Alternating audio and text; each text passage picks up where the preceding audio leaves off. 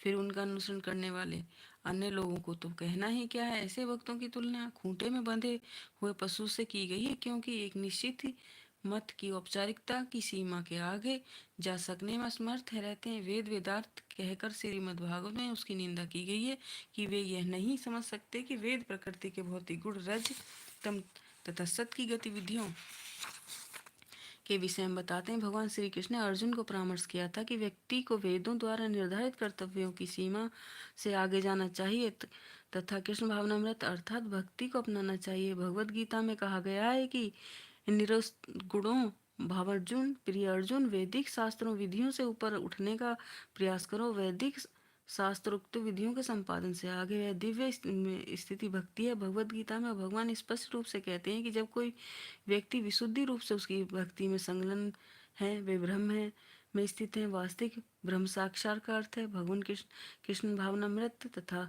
भक्ति में संलग्न रहना। अतएव भक्तगण सच्चे ब्रह्मचारी हैं, क्योंकि उनकी गतिविधियां सदैव ही कृष्ण भावनामृत अथवा भक्ति में होती हैं। अतएव कृष्ण भावनामृत आंदोलन सभी प्रकार के धर्मवादियों के लिए भी एक महान आह्वान है। यह आह्वान अधिकार पूर्वक है। उन्हें इसे आंदोलन में सम्मिलित होने का निमंत्रण देना चाहिए, जिसके द्वारा व्यक्ति को भगवान से प्रेम करने की विधि सीख सकता है।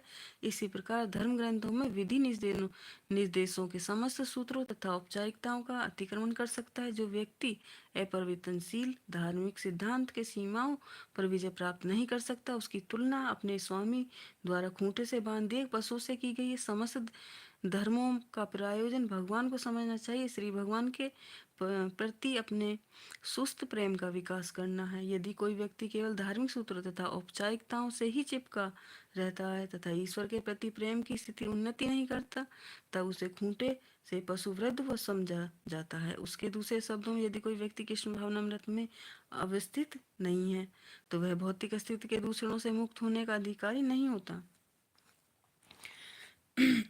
श्री नल श्रीधर स्वामी ने एक सुंदर पद की रचना की, जिन्होंने कहा कि अन्य लोगों को कठोर तप में संलग्न रहने दीजिए, उन्हें पर्वत के शिखर से भूमि पर गिर कर मरणोत्तर करने दीजिए, उन्हें मोक्ष के लिए अनेक तीर्थ स्थानों की यात्रा करने दीजिए, अथवा उन्हें दर्शन अथवा वैदिक साहित्य के गहन अध्ययन में संलग्न रहने दीजिए।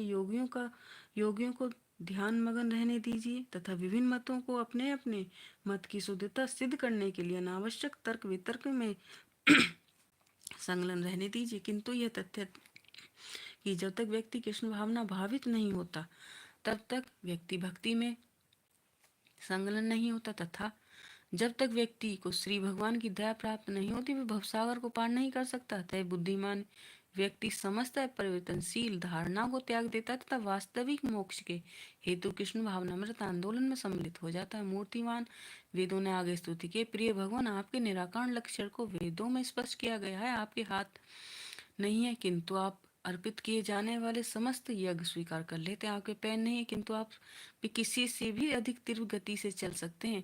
यद्यपि आपके नेत्र नहीं है, तथापि आप भूत वर्तमान तथा भविष्य की समस्त घटनाओं को देख सकते हैं। आपके कर्ण नहीं है, किंतु आप कहीं हुई प्रत्येक बात सुन सकते हैं।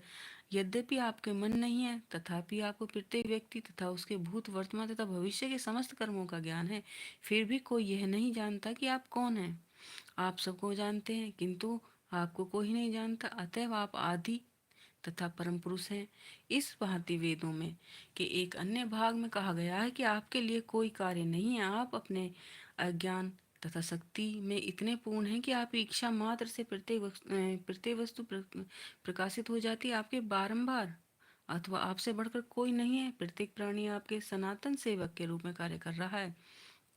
इस प्रकार वैदिक कथन का निर्माण करते हैं कि परम सत्ता के पैर, हाथ, नेत्र, कर्ण तथा मन नहीं है, फिर भी वह अपनी शक्तियों के माध्यम से क्रिया कर सकते हैं तथा समस्त जीवों की आवश्यकताओं की पूर्ति कर सकते हैं। जैसा कि भगवत गीता में कहा गया है कि भगवान के हाथ व पैर सर्वत्र हैं, वह सर्वव्यापी हैं। समस्त जीवों के हाथ, पैर, कर्ण, चक्षु जीव के हृदय में स्थित परमात्मा के निर्देश अनुसार ही कर्म कर रहे हैं तथा गतिशील हैं। जब तक परमात्मा उपस्थित न हो, वह हाथ पैरों का कर्म करना संभव नहीं। किंतु श्री भगवान इतने महान, स्वतंत्र तथा पूर्ण है कि चक्षु, पैर तथा कर्ण न होते हुए वह अपनी गतिविधियों के लिए अन्यों पर निर्भर नहीं रहते। इसके विपरीत अपनी विभिन्न इंद्रियों की गतिविधियों के लिए अन्य लोगों की श्री भगवान पर निर्भर, जब तक कि जीवों को परमात्मा